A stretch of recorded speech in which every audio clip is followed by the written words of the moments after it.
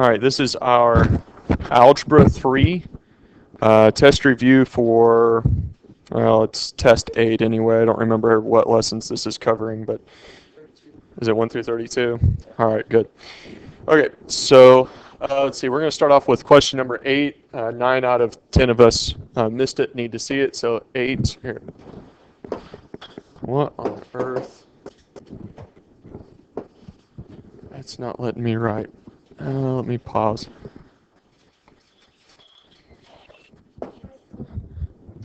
Yeah. Okay. All right. Number 8. Number 8. It's got 2 parts. Evaluate. Do not use a calculator. So A here is arcsine radical 3 over 2.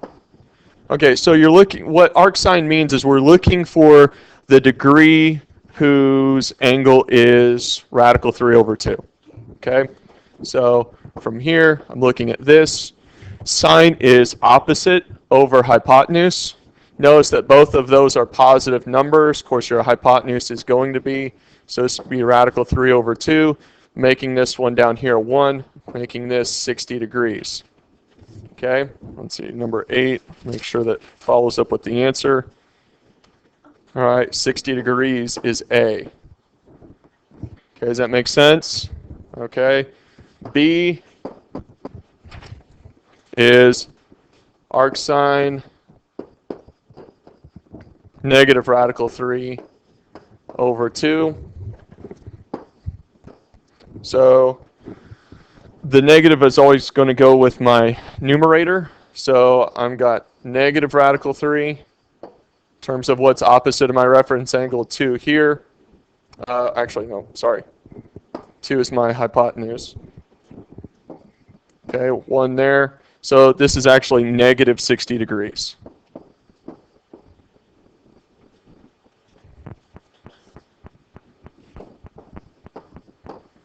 All right, and let's say I wanted to check these answers. How could I do that? Okay, calculator. What do I plug in for arcsine? How do I make arcsine in my calculator? Inverse of sine. So second sine, then I'm going to hit second, okay, get my radical 3 there. Close the parentheses, divide by 2. Close the other set of parentheses, hit enter, that gives me 60 degrees. Right, if I want arcsine negative square root, so I need that negative on the outside of the square root symbol. Ugh. Right, notice negative 60 degrees. All right, but that's only to test my answer. That is not my answer. It's not my work. Okay, my work has to look like what I've got up there. Okay. What you see up here on the board is my work, not the graphing calculator. Okay, graphing calculator assures me that I got the right answer. Okay. All right. Next one up is number 13. Okay, this starts our group of 8. 13. Greg is 8 years younger than Marcia. Okay, that should be pretty easy to do, right? Greg is 8 years younger than Marcia. So Greg minus 8, actually, he's 8 years younger. So in order for Greg to be equal to Marcia, I either have to write G plus 8 equals M or G equals M minus 8. Either one of those is correct. Okay? Do we understand both of those? Okay, if we want them to be the same age, all right, I've got to change some things in here. All right, 6 years ago. Okay, what happens to your 6 years ago? Well, I subtract it. Okay, so 6 years ago, Greg. All right, so Greg, sorry, I'm having a rough day writing. Greg minus 6. Okay, 6 years ago, Greg was half as old. Okay, so 1/2, Greg minus 6, was half as old as Marcia is now. Okay? Okay, does that make sense? We can probably get the second equation. We might have struggled with the first one. How old is Marcia now? Okay, So in order for me to do that, right, we need to get everything in terms of Marcia. So I would come up and use this equation, because that allows me to substitute m minus 8 in for g into the second equation. Now, the quick question could be, right, so I'll answer this both ways, okay? So the first thing I would do is 1/2 parentheses m minus 8 minus 6 equals m. So notice how that gets everything in terms of m, okay? All right, now I'm looking through here, 1/2 m, what, minus 14 equals m, right? Okay. Okay, so I got 1/2 m minus 7 equals m, right? Let's see. At this point, I would add 7 and subtract, let's see, what is that? Let me double check on this. This is 13, right? Let's see if I've got an error in my thinking here somewhere.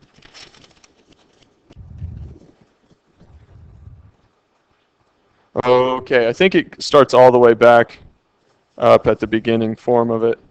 6 years ago, Greg was half as old as Marcia is now.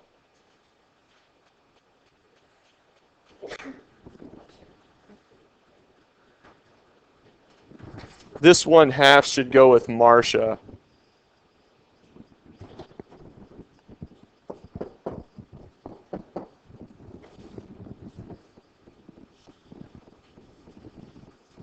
Let me fix that. Okay.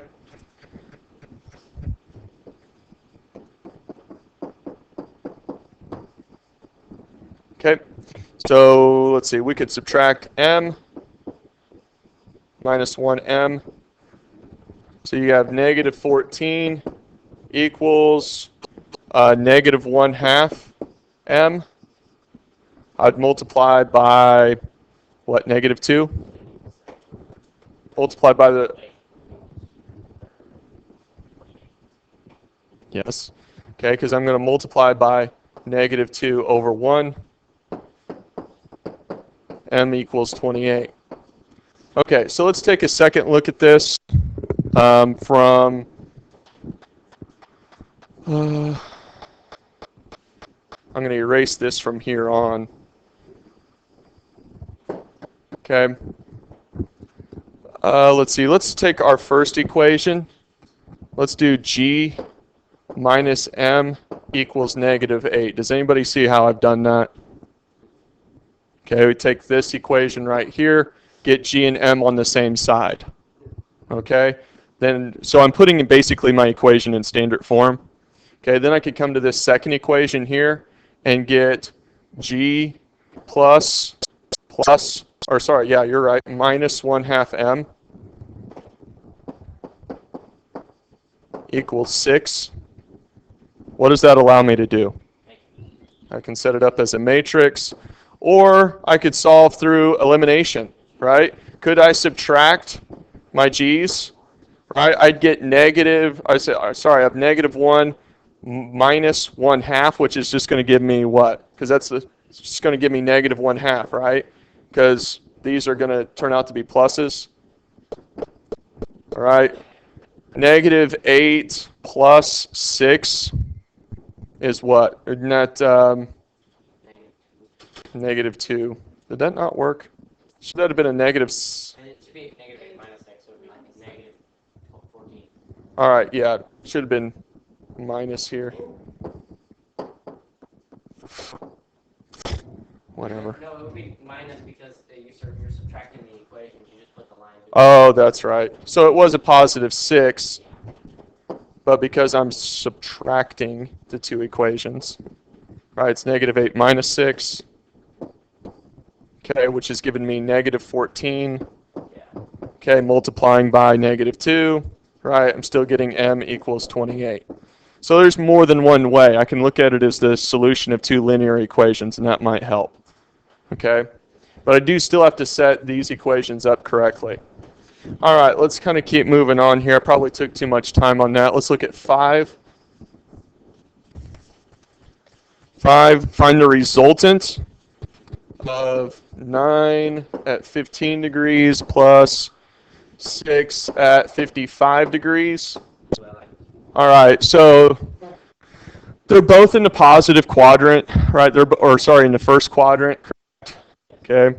All right, so just real quick, you should be able to get efficient enough at this that I can look at this as 9 cosine 15 plus 6 cosine 55 and get my x equals there.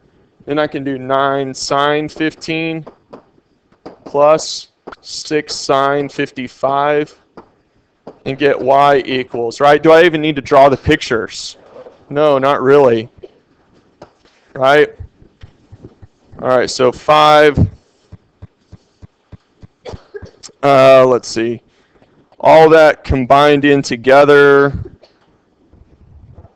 I should get 12.134 here. Okay, for my y's, I should get 7.244. Anybody have any problems with those two? Okay, now the next thing I need is a hypotenuse. All right, so the square root of 12.134 squared plus 7.244 squared should give me a hypotenuse of 14.132. Okay, now the next thing you need an angle.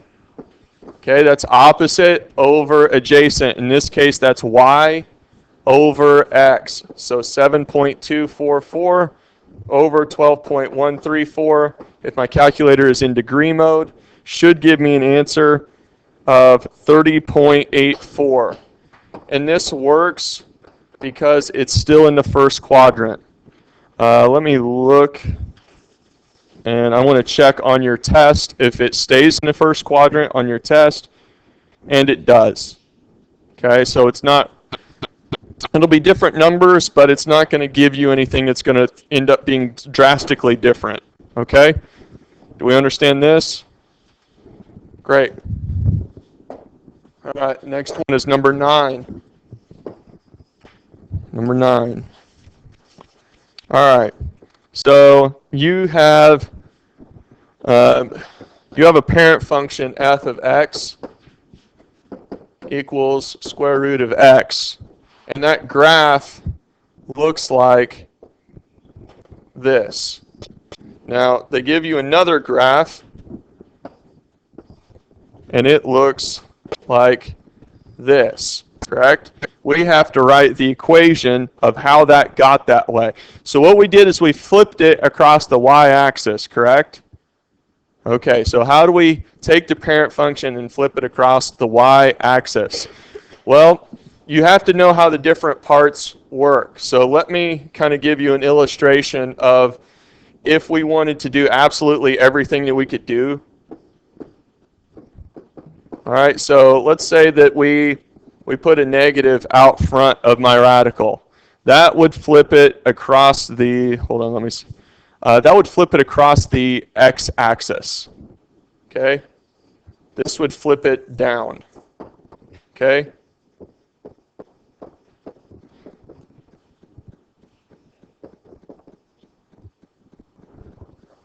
Across the x-axis.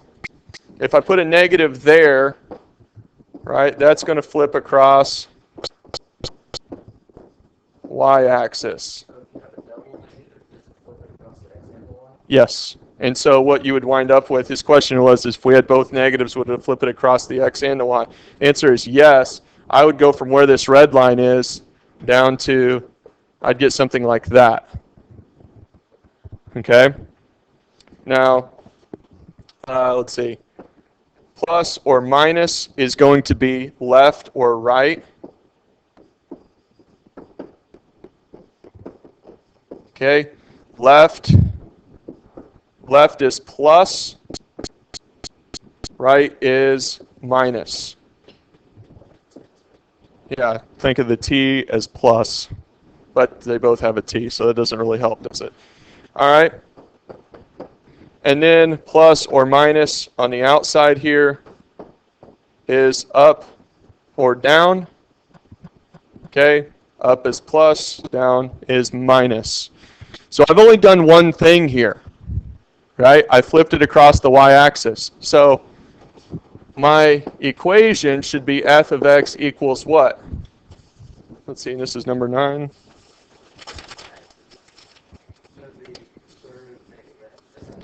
Equals the square root of negative x. And I can use the y equals function in my graphing calculator and hit graph to see, did that actually work, right? Does that look like what I get on the test? Question.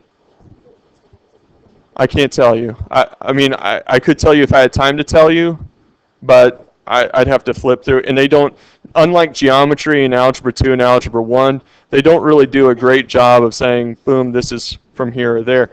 I don't know. Let me take a look in here and see if they, yeah, hold on a second. This is what, test 8. I should actually be able to pull it up for you. Test 8, question 9. Question 9, this comes from lesson 31. Okay, lesson 31. I'll leave that open that way if you're wondering where a question comes from. I can tell you right off the bat. I gotta look at where I did with my stuff. All right, so do we understand this? All right, so on the test, they may flip it across the x-axis, right? They may do all kinds of different things and say, what is the equation of that graph? Okay? So as far as the graph is concerned, this is the vertex of it. So if they've moved it to the right, we're looking for how that point has been moved. Okay? All right. Number 1. Number 1. All right, so this is distance, rate, and time. So I'm going to start off with distance equals rate times time. Rate equals distance over time. Time equals distance over rate. Distance equals rate equals time equals. Okay? You need to know dirt. A ship sailed k miles per hour. Okay, so that's a rate. Miles per hour is a rate. For a hours, that's time. And was 20 miles short. So distance equals rate times time. So that should be AK, okay, minus 20. Okay, because we're 20 miles short. Does that make sense? So we got rate times time, but then they threw in a different scenario where I didn't make it all the way. Okay? Okay, let me make sure I'm giving you everything right here. All right. So this next part, we want to know, it says, if we tried again, how long? So what am I solving for? Am I solving for distance? Am I solving rate? Or am I solving for time? Time. Okay? Time is distance over rate. All right, so if the Vikings, how long would it take them to reach the village if they increase the rate of travel by 35? So we want distance over time, but I want to make it there this time, right? So how am I going to change my distance? AK plus 20. I want to make it 20 miles further than I made it the first time.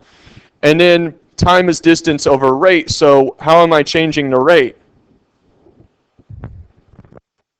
Question. Are they changing the rate at all? What are they doing to it?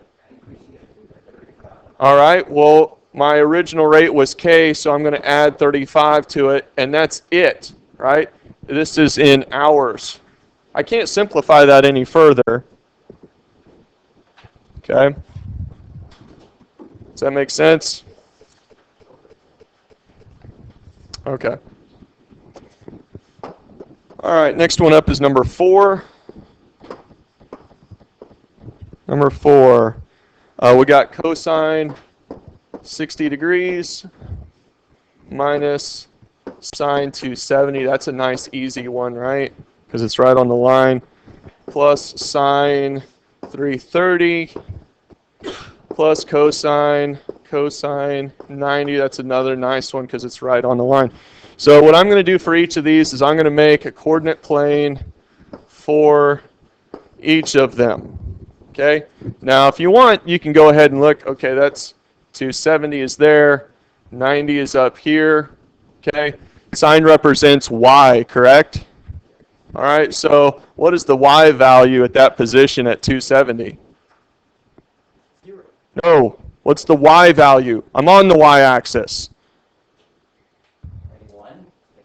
Negative 1 because I'm down 1, right? Cosine at 90. What's the x value on the y-axis? That one is 0. All right, so let's come back to these others. All right, 60 degrees. All right, 60, 30, 90. I've got 1, radical 3, and 2, right? Cosine, based upon the 60-degree reference angle, is adjacent over hypotenuse, so that's 1/2, right? I want to remember that I am subtracting. Okay, that's what I see right here, so I'm going to bring that subtraction down so I'm not getting confused and think that I've already got a -1. Okay, I'm double negatives at this point. 330 is coming down here, right? I'm 30 degrees shy. Give me a second. 30 degrees shy of being all the way around. Question. Would you subtract 360 from that? 360 minus 330. Yeah, sure. 360 minus 330 is giving me 30 degrees left because I'm going all the way around, but I'm 30 degrees shy of going all the way around. Okay? So this is because where it's positioned, this is -1, right? This is radical 3, and this is 2. Okay? We want sine opposite over hypotenuse. I'm getting -1/2 here, right? All right, so I'm going to bring down my signs. So I have 1/2 minus -1 plus -1/2 plus 0. Okay? Well, this becomes plus and plus, right? So I'm at 1.5 minus 1/2. So I'm at 1 plus 0 is 1. This is one I should be able to plug all that in my calculator and double check that answer, but this is the work. I don't get credit if I don't have work. Hypotenuse is always positive, yes. Okay, after 4 is 6. I mean, in our world, I guess. 6, find 3 consecutive negative integers such that the product of the first 2 is 26 greater than the square of the third. Okay, so these are negative integers. So normally we would look at this as A, B, and C because we have 3 of them, right? Okay, so there's A, but B is A plus 1. Okay, imagine it was -5, for instance. -5. 3 consecutive negative integers means that the next one would be -4, right? And this is A plus 2, so that would be, -3. Okay? So do you see if A was -5, B would be A plus 1, C would be A plus 2. That puts everything in terms of A, correct? Okay.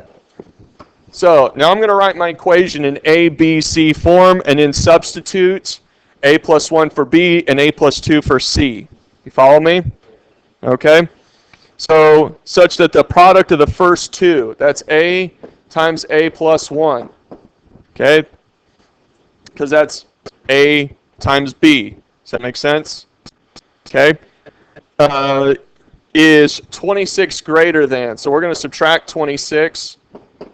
Okay, is 26 greater than the square of the third? Well, that would be A plus 2 squared, which means I'm going to FOIL that. Okay, so I've got A squared plus A minus 26 equals A squared plus, 4A plus 4. Okay, now I'm trying to solve for A. Notice that my A squareds are going to cancel out. I'm going to subtract A from both sides. I'm going to subtract 4 from both sides. That's going to give me -30 equals -3A. A should equal 10. Hold on, though. Because it should be a negative integer, right? Let me double check. What did I do wrong here? Should be Oh, okay. Yeah, you're right. So 3, I got that in there prematurely. All right, so that should be -10. So if A is -10, then B is -10 plus 1, which is -9. And C is negative 10 plus 2, which is negative 8. So negative 10, negative 9, negative 8 is my answer. Okay? Sorry. All right, after 6 is 11. This one I'm not going to get done in 2 minutes. So I'm going to hit pause on the video. I'll come back to this whenever I'm back from lunch and work the next 1, 2, 3, 4, 5, 6, 7, 8, 9, 10, 11, 12. I'll work the next 13, I suppose. Okay.